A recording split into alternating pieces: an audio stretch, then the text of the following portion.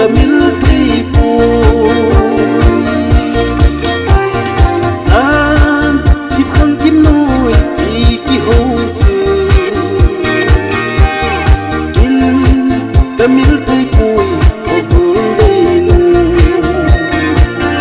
cả hết thêm dấu lâu nào lung xin in ngày đâm cả hết thêm dấu lâu nào lung xin in ngày đâm cùng thung dấu tiếng khi chèn tiếng lấy nát tiếng Camil thấy vui cái gì lung lại cùng thung dấu tiếng khi chèn tiếng ý kiến ô tô na ho Camil thấy vui này hình mong xuân ta này hình mil ta lại đâm lên đến trong cái hình phật ta này tiếp đi cứ chân sông một số số tập cô nghe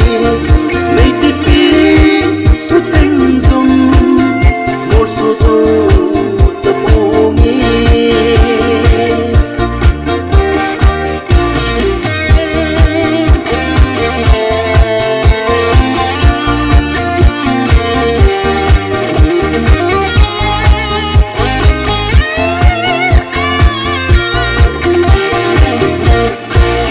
cùng thung dấu tiếng khi chèn tiếng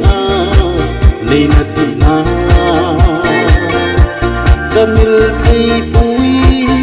cái gì lung lại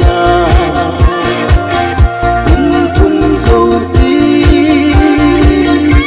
khi chèn tiếng ý kiến ô tô na ho Camil thấy vui khu số đã đến cả hình ta lung ta xít nát lệ lung ngủ mồ na này lúc in cái hình hai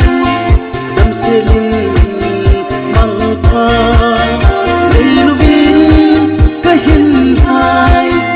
đâm xe linh măng pha cùng thung dấu tiếng khi chèn tiếng này là tiếng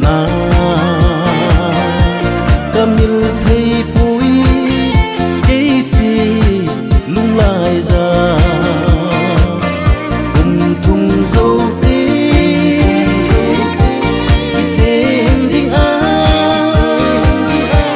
ý kiến ô